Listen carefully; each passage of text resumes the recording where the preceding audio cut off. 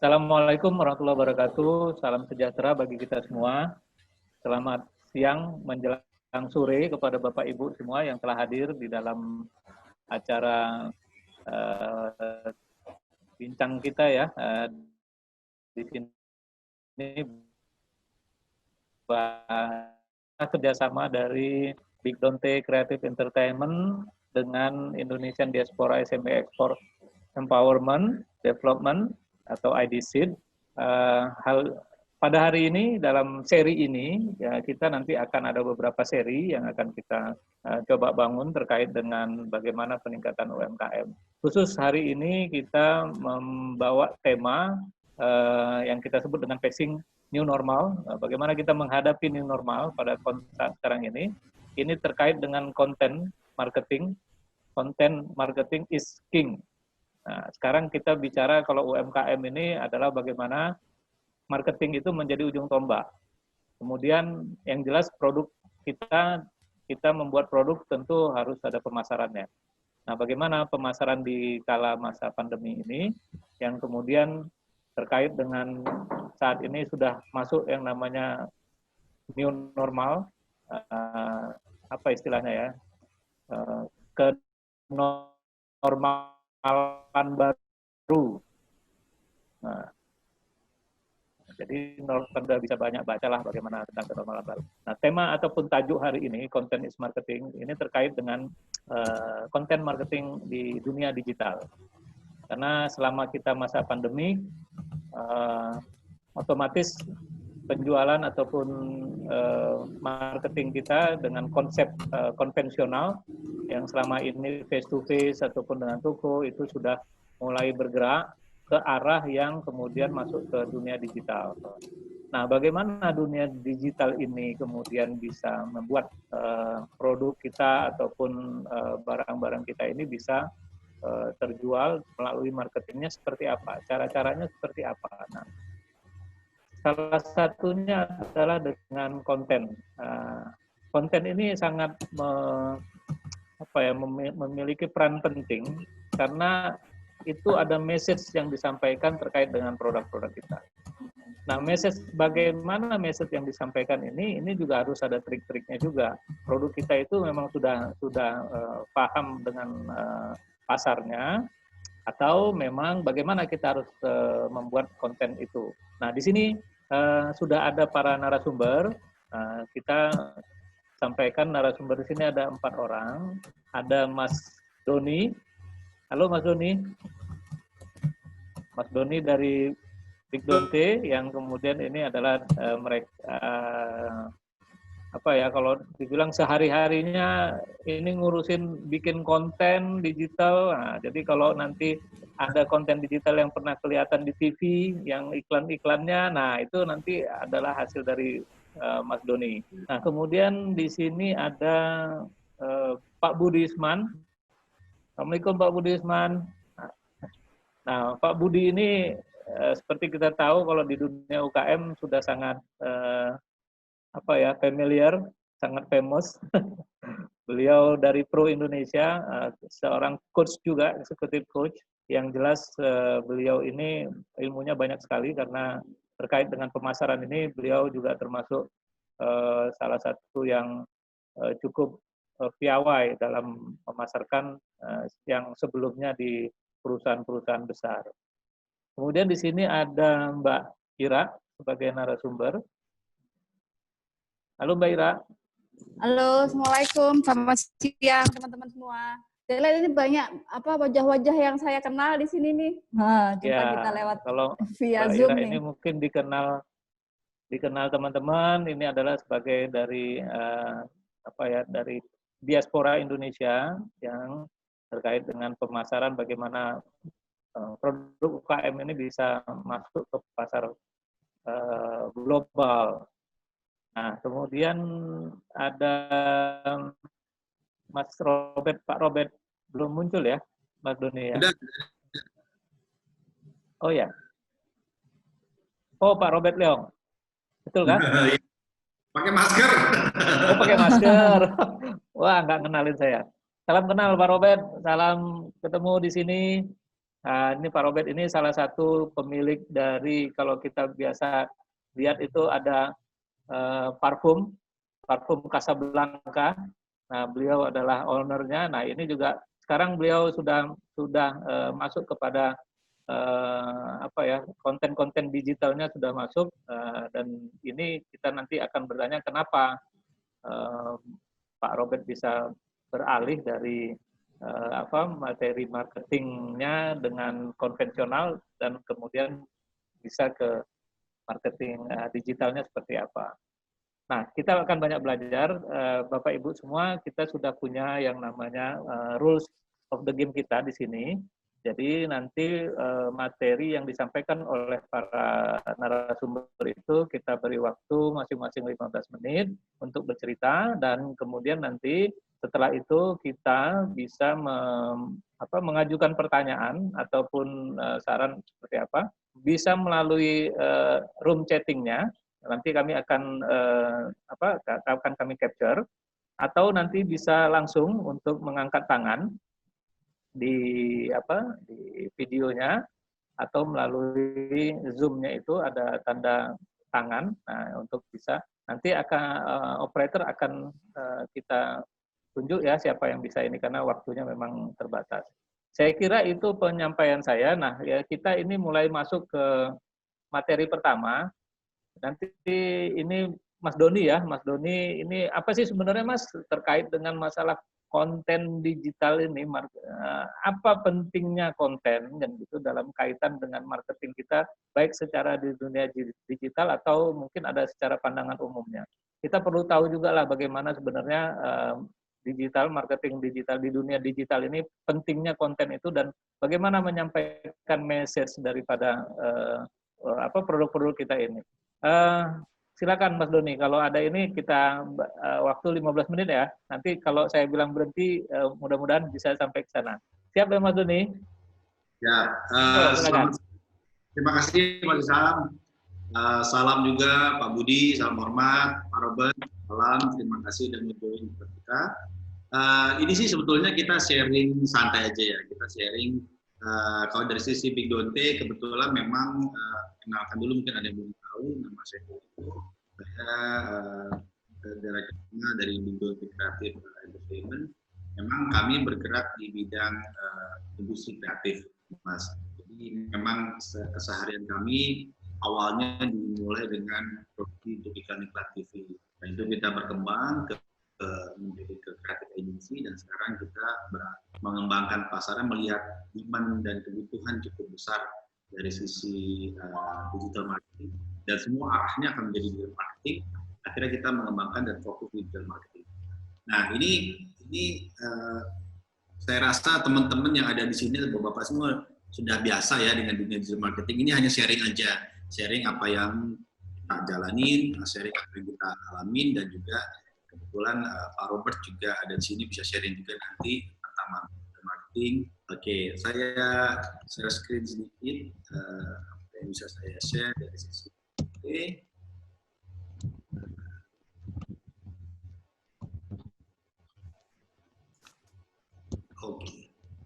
Kelihatan semua? Lihat. Kelihatan. Ya. Untuk mempersingkat waktu, jadi sesuai dengan temanya, kami akan menceritakan sedikit pengalaman dari sisi Big Donte dan harapan ataupun memberikan insight. Tapi ini juga dalam arti gini, kita bersharing dan kita saling belajar di sini. Mungkin nanti setelah apa yang saya berikan materi, ternyata dari teman-teman yang mempunyai ide yang lebih bagus, monggo kita sharing aja ya. Ini hanya berdasarkan pengalaman dan insight yang pernah kami jalankan, dan alhamdulillah yang kami jalankan ini berhasil. Kalau bisa bermanfaat. Mengenai content marketing ini, saya selalu memulai dengan satu mbahnya digital marketing atau mbahnya berjualan via online itu, saya suka dengan jadi dilihat dulu video ini sebagai pembuka dari materi yang akan saya berikan. Year 2030, more than 85% of the business will be e-commerce. 99% of the trade affairs will be online. Today we see made in China, made in America, made in Switzerland, or made in Geneva. 2030 we see made in internet. So today all the business, I love to be big business. I'm sure in 2030 you want to be small business because you have to be flexible. And 80% of the business at that time are small business, and 80% of small business at that time have to be globalized. If you're not globalized, you're dead. Ya, itu menurut Jack Ma bahwa dia ngomongin tahun 2018 ya, bukan kemarin. Jadi sebelum ada pandemi COVID juga. Dia bilang bahwa 2030 itu 85 bisnis akan menjadi e-commerce. Terus 99%-nya akan trade atau berlakukan transaksi melalui online. Jadi melihat dari pandemik yang sekarang ini saya rasa cukup cocok. Apalagi kenapa saya juga atau kita berdiskusi dengan IDC Mbak Ira dan Mas Irham, kebetulan juga di mana UMKM ini adalah salah satu kunci utama kesuksesan saya bilang sebuah negara, terutama Indonesia ya. Karena menurut Jack Ma, kembali lagi di tahun 2030, small business itu yang akan merajai. Small business itu yang akan bisa beradaptasi. Small business itu yang bisa fleksibel gayanya. Apapun kondisi ekonomi dunia, small business itu akan bisa berkelit lah istilahnya. Dibanding dengan perusahaan yang sudah besar. Jadi pada saat mengalami krisis seperti ini, UMKM harusnya lebih fleksibel dan lebih jago berkelit untuk mencari opportunity menghadapi krisis ini. Ya. Lanjut. Nah, pertanyaannya, di new normal ini pasti ada yang timbul dan ada yang tenggelam. Ya, sekarang saya cuma sharing aja apa sih yang kira-kira timbul dan apa yang tenggelam bisnisnya. Nah, untuk yang tenggelam dulu deh.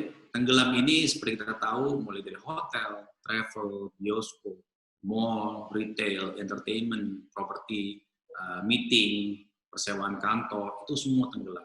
Jujur, salah satu usaha kami adalah dari sisi entertainment. Itu hampir, dan teman-teman kita juga yang lain seperti event, itu tenggelam semua, kasihan. Karena kita bisa mendapatkan income dari sisi produksi. Kalau tidak ada produksi, nggak syuting, berarti kan tidak ada income. Itu ya dari sisi yang tenggelam. Tapi, satu sisi, ada juga bisnis yang timbul. Nah, timbul itu bisa dilihat contoh e-commerce, atau online shopping, asuransi, remote working, logistik tumbuh lumayan cukup besar karena apa? Kebutuhan kayak Gojek ataupun Grab ataupun pengiriman paket, ya itu tumbuh karena orang di rumah diem aja, pemesanan semua via online. Online schooling seperti bapak-bapak tahu lah ya, sekarang semua even anak saya pun sekarang belajar di rumah, kita pusing ngajarinnya karena ilmu zaman sekarang sama ilmu zaman dulu beda. Tapi ya apa boleh buat, kita harus nemenin anak-anak kita. Terus Netflix, nah ini juga jadi satu fenomena. Netflix, IndiHome, Zoom sendiri, Zoom sekarang ini menjadi kayak sudah kebiasaan kan, kita untuk meeting, ngapain mesti jauh-jauh sekarang pakai Zoom, itu pun lagi naik daun juga, termasuk dalam telekomunikasi itu. Terus ada cleaning service, ada wellness, kesehatan, sekarang kita lebih aware barang-barang kesehatan. Dulu kita mikirin kita pengen beli mungkin Mbak Ira pengen beli tas Prada, LV gitu ya. Sekarang kita carinya adalah jamu empon-empon ataupun tolak angin ataupun apa segala macam yang bersifat bisa menangkal virus katanya gitu. Terus juga medical equipment itu naik daun, home entertainment naik daun, dan online transportation. Jadi di mana ada yang timbul, di mana yang tenggelam pasti ada yang timbul. Tapi yang menariknya di sini adalah coba perhatikan yang timbul. Hampir 80% adalah berhubungan dengan digital. 80% berhubungan dengan online. E-commerce, remote working, online schooling, webinar, Netflix, IndiHome, home entertainment, online transportation, itu berhubungan dengan digital atau online. Artinya apa? Dengan adanya PSBB atau COVID-19 ini, mau nggak mau memaksa kita untuk bergerak menjadi digital transformation, mengepush kita untuk masuk ke daerah yang dulu mungkin kita tidak paham digital, sekarang harus. Nah, bagi kami, apapun kondisinya, apapun keadaannya, kita selalu punya filosofi, selama kita positif dan selama kita kreatif, pasti akan banyak cara. Ya, itu kan sifat Indonesia ya. Masih bilang untung aja, itu Indonesia banget. Masih ada untung aja, untung gini, untung gitu. Jadi kita selalu berpositif thinking. Harapan kami sih kita selalu berpositif thinking, tapi juga harus kreatif. Karena positivity dan creativity akan menghasilkan possibilities. Ya. Nah, ini seperti yang saya bilang tadi, the new normal itu memaksa kita harus hidup di dalam dunia digital. Contoh, selama 3 bulan kita harus mau nggak mau jaga jarak. Selama 3 bulan mau nggak mau kita diam di rumah. 3 bulan kita mau nggak mau pakai masker. Dan itu menjadi kita biasa. Artinya, pada saat nanti PSBB pun dibuka, saya yakin tidak akan menjadi sama seperti kita zaman dulu masuk ke dalam mall, masuk ke sekolah, segala macam. Pasti kita akan mikir 2 kali untuk ketemu orang banyak, untuk bersinggulan, untuk ngantri panjang, nempel-nempel. Gitu. Kita mikir, karena apa? Konsekuensinya tidak sebanding pada saat kalau kita seperti dulu. Konsekuensinya kita mau nggak mau tiba-tiba harus dibawa ke rumah sakit atlet, kan nggak lucu juga. Jadi new normal ini mungkin kalau feeling saya hanya akan mengembalikan kondisi normal 50%-nya. 50%-nya lagi mungkin akan lebih berpikir tetap jaga jarak, tetap diam di rumah, tetap pakai masker. Gitu. Nah, terus juga solusi bertahan hidup selama 3 bulan itu adalah melakukan secara digital data. Pahamin ya. Nah, sekarang pertanyaannya, bagaimana nih kita usaha-usaha, contoh UMKM, untuk bisa survive di zaman new normal? Ya, kuncinya adalah kembali lagi seperti apa yang tadi yang timbul, usaha-usaha timbul adalah kita harus mau masuk ke dalam pemasaran digital. Mungkin dari teman-teman sudah banyak ada yang melakukan online seperti dari Facebook atau berjualan via Instagram, that's good. So itu udah salah satu cara kita beradaptasi. Dulu mungkin kita jualan hanya bisa door to door, tapi sekarang kita mau via online. Gitu. Nah, sebelum saya masuk sini ada contoh kasus lucu. Dulu ada kawan saya yang kalau di Medan itu kebetulan beliau punya dulu usahanya adalah Just Tip itu jasa titip. Jadi beliau traveling ke luar negeri ke Jepang, dia belikan barang-barang, orang pesan, dia pulang ke Indonesia, dia kasih barangnya dan lumayan besar omsetnya. Tapi dia harus pergi, dia harus traveling ke luar negeri. Nah, pada saat PSBB dia nggak bisa apa-apa. Cuman karena dia sudah punya account Instagram Just Tip, dan di mana di dalam account Instagram tersebut banyak orang-orang yang dulu biasa beli barang-barang via titipan ke dia, akhirnya dia sekarang bertransformasi bikin brownies. Dari dulu jualan baju atau sepatu yang ada merek-merek di Jepang atau di tempat atau di London kemanapun mereka pergi, sekarang dia mau nggak mau jualan brownies. Dengan anaknya dia bikin brownies bakar kalau nggak salah. Tapi, you know what? Dengan jualan brownies bakar di rumah aja, karena harus nggak bisa kemana-mana, omset mereka sebulan bisa 60-70 juta. Jadi, ini ternyata membuktikan bahwa mau nggak mau, pada saat kita berpikir positif dan kita berkreatif, bisa juga menghasilkan duit dari rumah. Gitu. Jadi, melakukan pemasaran via digital. Jadi, jangan khawatir pada saat kita tidak bisa berdagang seperti normalnya, kita harus jadi mati kutu. No, don't worry. Banyak kasus-kasus yang justru malah menjadi pemicu dan menambah income lumayan lebih besar dibanding saat mereka tidak bisa keluar. Ya. Gitu. Jadi opportunity masih ada. Nah, yang saya mau sharing di sini sebetulnya di sosial media itu digital marketing itu banyak sekali poin-poin. Hanya saja saya hanya membagi tentang yang jiwanya aja, soul-nya aja, yaitu adalah kontennya. Karena dalam digital marketing itu ada, mungkin banyak juga pernah belajar ya, atau sharing juga informasi, ada SEO, ada email marketing, ada social media strategy, ada PPC campaign.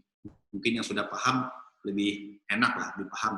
Tapi kalau yang belum, 5 elemen ini adalah satu kesatuan. Tapi dari 4 yang elemen tersebut itu disatukan oleh konten. Jadi kalau SEO, email marketing, social media strategi, dan PPC campaign-nya tidak memiliki konten yang bagus, mohon maaf kalau menurut saya agak sia-sia pada saat dijalankan. Jadi sebelum masuk ke 4 konten tersebut harus diperhatikan kontennya dulu. Itu kunci utamanya. Next. Ini sih overall aja. Ada beberapa tipe dari content marketing. Bisa dalam bentuk editorial, blogs, atau bisa dalam bentuk video seperti Ria Ricis bikin, itu konten juga. Bisa dari segi podcast seperti yang Deddy Corbuzier bikin, tapi itu juga bisa berupa video YouTube ya, nggak hanya podcast. Podcast itu hanya suara aja, tapi dia juga bisa video. Bisa cuma artikel dengan copywriting, ataupun infografis, ataupun image. Image itu mungkin yang bisa ditampilkan dalam Instagram, di Facebook, gitu ya, informasi-informasi. Itu termasuk dalam tipe-tipe content marketing. Nah, saya mau ceritakan sedikit kenapa penting banget content marketing itu. Ya, pertama, improve brand awareness. Jadi gini, ini yang pertama adalah memperbaiki brand kita, memperbaiki komunikasi antara brand dengan calon pembeli kita. Bedanya antara konvensional kita dengan digital marketing itu adalah kalau konvensional itu istilahnya apa ya? Kita bisa jualan hard sell tuh bisa banget. Tapi kalau digital kita harus lebih hati-hati. Kita ada tips yang nanti coba saya berikan setelah ini. Tapi manfaatnya itu adalah memperbaiki atau menambah awareness sebetulnya. Jadi orang lebih paham dengan konten yang bagus, orang akan lebih paham produk kita atau jasa kita, terutama untuk UMKM. Kenapa? Contoh perusahaan-perusahaan yang segede Coca-Cola, perusahaan segede Unilever pun mereka menggunakan digital juga. Perusahaan-perusahaan sebesar Pepsi, perusahaan-perusahaan sebesar Mayora, Casablanca itu pun menggunakan digital marketing. Padahal udah gede, karena ingin tetap dikenal, tetap istilahnya brand awareness-nya mereka tetap harus tetap tinggi. Ya. Kedua, adanya brand konten marketing yang bagus akan meningkatkan loyalitas dan kepercayaan dari customer. Gitu. Kenapa? Gini, mungkin kalau kita sekarang buat belanja di Tokopedia, kita bisa lihat harga Tokopedia yang mungkin kita beli pulpen lah mungkin misalnya. Tapi biasanya kebiasaan kita kalau beli di online itu biasanya kita bandingin, betul nggak? Kita bandingin ada Tokopedia, ada Shopee. Kenapa kita mesti beli ini Tokopedia? Harga Tokopedia berapa? Mungkin 50.000, di Shopee mungkin 49, atau mungkin di Lazada sekitar 35. Padahal dengan merek sama. Jadi Mas, 5 menit lagi ya. Dengan brand yang bagus itu akan mengarahkan orang-orang untuk lebih yakin tanpa harus dibandingin. Kalau produknya bagus, brandnya bagus, saya beli di situ aja. Terus mempositioningkan bahwa produk UMKM ataupun jasa yang ditawarkan oleh bapak-bapak itu kita adalah ahlinya. Dengan konten yang bagus akan lebih meyakinkan customer untuk beli di kita. Gitu ya. Nah, next. Jadi intinya adalah benefit having great content itu dengan secara konsisten, kualitas yang bagus itu akan membuat audiens itu memilih produk bapak atau memilih produk jasa ibu itu lebih gampang dibanding orang-orang yang bikin konten-kontennya biasa aja. Ini tipsnya nih. Ini terakhir, tapi belum terakhir juga.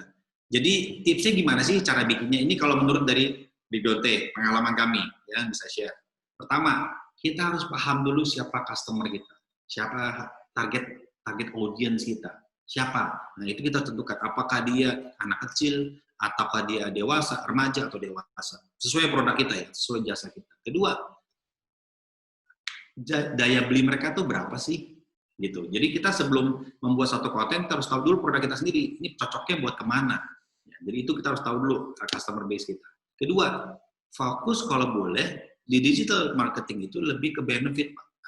Jadi kita menyampaikan satu image atau satu konten yang lebih ke benefitnya dari produk kita untuk beliau-beliau ini apa sih, untuk customer kita itu apa sih, gitu. Jadi jangan mikir bahwa kita nih, saya jualan produk pulpen pasti bagus, tapi yang kita kasih adalah benefit pulpen ini lancar, mempercepat, misalnya dengan pulpen yang bagus ini nyaman untuk bertransaksi atau bikin tanda tangan buat transaksi mahal, bagus, kayak gitu. Benefit yang dikasih adalah benefit. Ketiga, ini tips yang ketiga kalau yang dari saya adalah styling, design ataupun taste. Saran saya, pengalaman kita itu perbanyaklah referensi. Contoh paling bagus adalah saya lihat di sini adalah Pinterest. Pinterest itu mungkin bapak-bapak, ibu-ibu bisa cek nanti di sana, buka aja pinterest.com. Itu adalah gudang referensi kalau kita mau bikin konten yang bagus. Carilah kompetitor, carilah brand-brand kompetitor kita, dan coba bandingin produk desain apa yang bagus di sana. Dan copy paste. Copy paste dalam arti gini, modified lah, bukan copy 100%-nya. Ditiru konsepnya bagus, kalau emang itu bagus, coba diduplikasi tapi dengan gaya kita sendiri. Ya. Ini saya kasih contoh. Nah ini kalau Bapak lihat, tadi Ibu lihat apa coba? Ini hanya gambar, image. Tapi ini adalah contoh di mana sesimpel itu konten bisa dibikin. Ini adalah produk teh sebetulnya. Tapi kalau dengan yang jeruk ini kita bisa lihat, oh ini pasti tehnya rasa jeruk. Kita lihat yang sebelah kanan, oh ini pasti tehnya rasa mint. Tanpa menuliskan kata-kata, tanpa menuliskan hal-hal yang lain. Orang tahu ini pasti produknya teh, dan ini rasa jeruk, ini rasa mint. Ini juga. Coffee make you stronger. Yang digambarkan bukan kopinya, tapi yang dijelaskan adalah ini seolah-olah membuat kita energi tinggi. Terus yang sebelah kanan, coffee makes you brave. Seolah-olah minum kopinya Karibu itu menjadi kita semangat. Ini salah satu konten. Terus ini, lihat. Ini adalah contoh konten menurut saya kreatif banget karena balik lagi yang sebelah kiri itu menyampaikan tentang tehnya rasa pisang. Yang sebelah kanan pasti Bapak tahu semua ya, Bapak Ibu tahu bahwa ini adalah konten simple yang menjelaskan bahwa ini menjual produk coklat, minuman coklat, hot coklat. Gitu. Dan ini bisa didapat semua di Pinterest sebagai referensi. Karena mungkin ada yang jual teh di UMKM kan banyak tuh jual kopi, jual teh dan semacam. Ini salah satu juga. Ini Casablanca juga ternyata pada saat kalau kita mau ngasih satu info di dalam digital marketing, kita harus tahu juga latar belakangnya. Tahu nggak ternyata parfum itu ternyata bisa juga loh membunuh kuman. Dengan catatan parfum yang memiliki kandungan alkohol 70%. Nah, informasi-informasi ini adalah informasi yang menguntungkan atau benefit untuk pembaca. Jadi kalau diperhatikan bukan hanya jualan di dalam digital marketing, tapi juga memberikan informasi yang bermanfaat buat audiensnya juga. Ya. Terus ini adalah kegiatan keagamaan.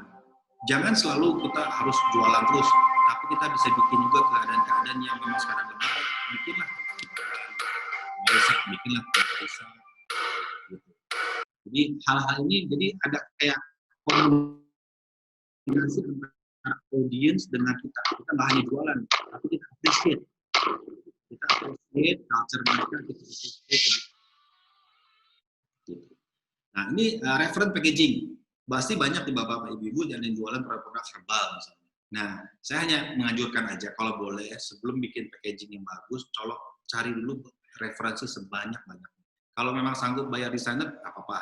Tapi kalau tidak sanggup bayar desainer, cari referensi dulu. Karena itu membuat pemikiran kita lebih kreatif. Ya. Boleh cari di pinterest.com. Ini adalah contoh-contoh. Ini jualan sama barang-barang kita juga, mungkin jamu. Ini jualan-jualan kayak powder, kita jualan-jualan kayak rempah-rempah. Tapi cara packaging, cara desainnya kan cantik, kan menarik. Jadi perbanyaklah referensi. Kalau nggak dapat di Pinterest, baru lari ke Google. Google itu bahannya semua pasti ada. Ya, nah ini juga contoh-contoh packaging yang menurut kami adalah packaging ini atau desain-desain ini akan membuat orang memilih karena apa? Dari luarnya cakep. Mungkin dalamnya pasti kita semua lebih bagus, tapi karena packaging yang tetangga yang lebih bagus, orang bisa memilih tetangga. Nah, jangan sampai seperti itu. Jadi kalau bisa usahakan packaging kita pun dipikir baik-baik dan carilah yang terbaik. Oke, balik lagi nih yang terakhir. Jadi setelah kita tahu siapa target market kita, terus kita fokus ke dalam benefitnya produk kita, dan kita sudah tahu bagaimana mencari reference desain-desain yang akan kita mau, kita fokus ke quality ya. Usahakan untuk memberikan satu konten itu kalau bisa regular. Kalau mau bikin seminggu sekali, mau bikin seminggu dua kali, nggak apa-apa. Tapi yang penting setiap jadwal tertentu itu harus ada. Semakin sering 7 hari sekali itu akan lebih baik. Tapi kalau memang susah dikerjakan sendiri bisa ke pihak ketiga. Tapi kalau bisa pihak sendiri, kantor sendiri bisa mengerjakan, nggak apa-apa. Ya, keempat, kalau sudah melihat satu konten yang bagus, diulangi lagi. Dipelajari kenapa konten yang kita sekarang bikin itu bagus. ulangin lagi, tapi dengan modifikasi yang lain. Contoh, ternyata masang konten gambar tadi teh itu bagusnya customer saya adalah orang-orang dewasa, dia pulangnya mungkin sekitar jam 4, jam 5 sore, nah saya akan pasang jam 4, 5 sore. Lakukan itu hal yang sama. Ya. Jangan produk yang ternyata ratingnya bagus, dipasangin jam 10 pagi, padahal orang biasanya lihatnya di jam 4 sore. Jangan. Pasang di 4 sore, tapi dengan produk yang lain, dengan desain yang lain, dengan packaging yang lain. Gitu. Dan terakhir yang saya saranin, kalau boleh sabar. Karena memang digital marketing ini membutuhkan proses, dan juga harus kita tetap sabar, tetap belajar, dan tetap balik lagi, terus mencari referensi untuk menghasilkan konten-konten yang bagus. Cari di komputer kita, apa nih, jamu, cari perusahaan apa yang jamu yang bagus, lihat yang bagus yang mana kontennya, kita coba tiru, tapi modifikasi. Tiru, modifikasi buat kita. Ya, saya rasa itu Mas Iram, sharing dari saya ya. Tapi saya rasa, ya, dan harapan saya, teman-teman di sini, bapak-bapak ibu di sini, mungkin punya pengalaman yang lain lebih bagus, monggo kita di sini sharing, kita tidak menggurui, kita sharing-sharing aja. Dan dari saya mungkin pembuka cukup sekian, semoga bermanfaat, dan nanti kita bisa tanya jawab nantinya Mas ya.